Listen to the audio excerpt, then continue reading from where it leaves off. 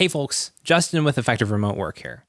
Today we're going to talk about the best way to learn and how I think note-taking has a very important role in the learning process for adults, especially those who are no longer in school.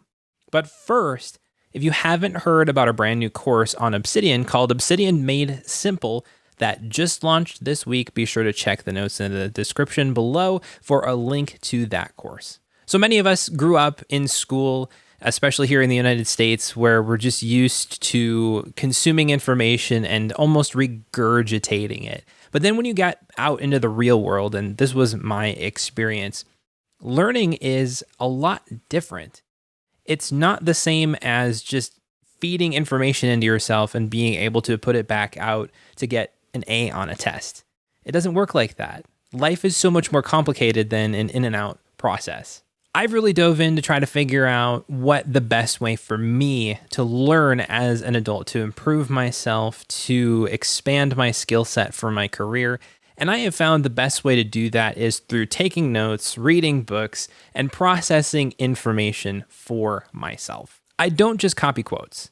I've highlighted Kindle books and paper books for years, but I found out that those things just don't stick with me. And then when I come back to those highlights later, I don't have the context for myself that says, hey, this is why this was important to you at the time that you highlighted it. So I have found that taking direct notes on what I think from what I'm consuming and processing that information to be a much better way to learn. Ultimately, I think learning is a result of thinking. When you're processing and chewing on information, you're engaging in the learning process. Because when you think about it, learning and development is just being able to take external input, external knowledge, external information, and get it internalized inside so that it means something to you and that you can apply it to the world around you. Having this kind of knowledge, I think, is extremely helpful, especially from a broad variety of topic areas. Pursuing your interests, anything that is drawing you in that you find that might be interesting. I read a book a year ago called Range by David Epstein, and it's exactly about this topic. In that book, Epstein talks about how we have drive so much to specialize in our world today. We have extremely specialized doctors, extremely specialized practitioners in science. We drive people to become experts in a specific field so that they'll be successful. But actually, the problems that we're needing to solve in today's world are very complex and require a lot of creativity. When we're hyper-specialized, sometimes we don't see the big picture, and therefore we don't get the level of creativity that we need to solve some of these big problems in the world that we have today, whether it's in business or finance, in food supplies across the world, so on and so forth.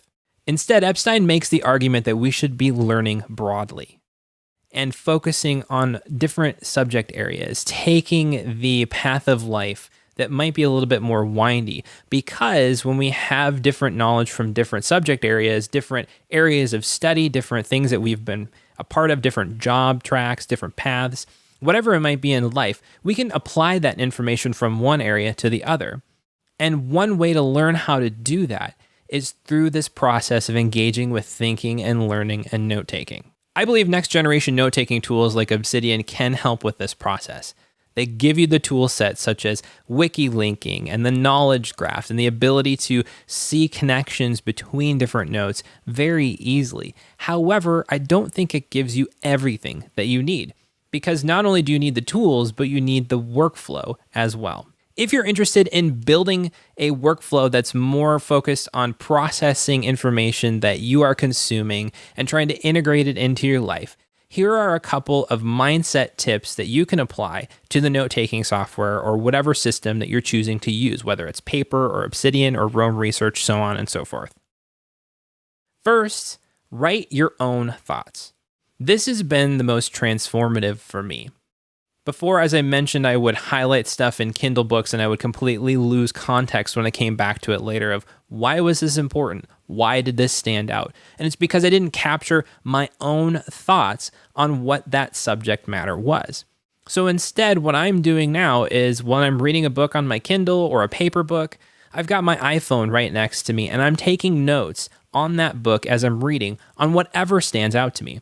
I'm not copying quotes. I'm not highlighting in the book. I'm writing down the thoughts that I'm having while I'm reading the book, because that will give me the most long-term value for that note when I come back to it at any point in the future.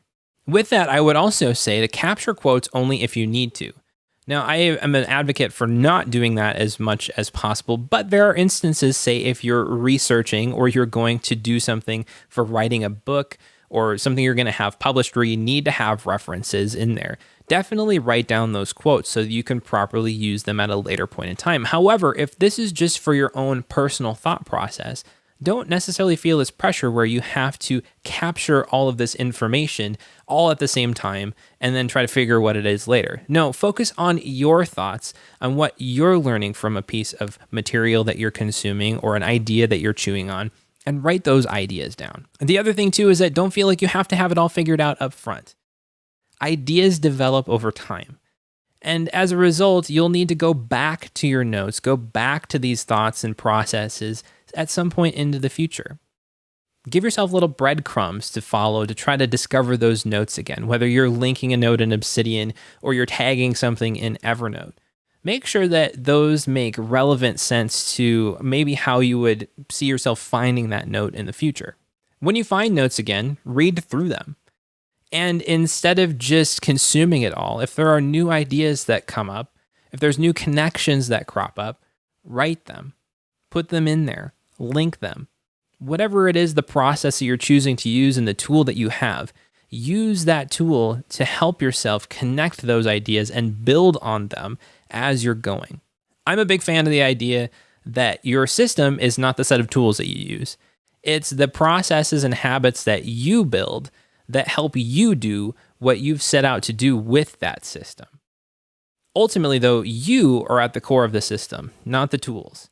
And so you're the one who gets to make the decisions on how you're approaching taking these notes. Again, there's no wrong way to take notes. There's a lot of people who will say, well, why would you backlink? Or why would you add structure to this? Doesn't that defeat the point? I would say, if you're trying to learn, do what works best for you. And if you're doing what works best for you, that's what matters, because you're the one who's trying to develop your thoughts. You're the one who's in that system every day. Don't feel like you have to copy somebody else's system for taking notes or their processes for taking notes just because they have some really great ideas. You can pull from that, but you don't have to use it if something else is working for you. The big picture of this is develop your own system, but just start taking notes. Start thinking through stuff. Put it in a system somewhere, whether that's Obsidian or Roam Research or Evernote or in a paper notebook, and start revisiting it. Start thinking through those ideas. Learn the process of diving in and developing an idea over time. It doesn't all have to come at once, because I know that's the struggle that I have had for years when it comes to note taking, is that I feel like I have to have all this information solidified at once, and then once that note is in my system, then I can't touch it again. But that's not how this works.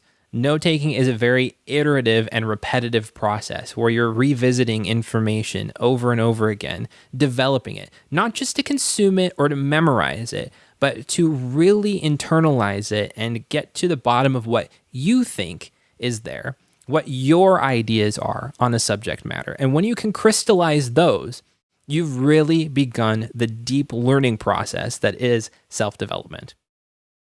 That's all for today's video. If you liked it, be sure to subscribe, hit the like button. Let me know in the comments what you think. I'll catch you in the next one. Thanks for watching.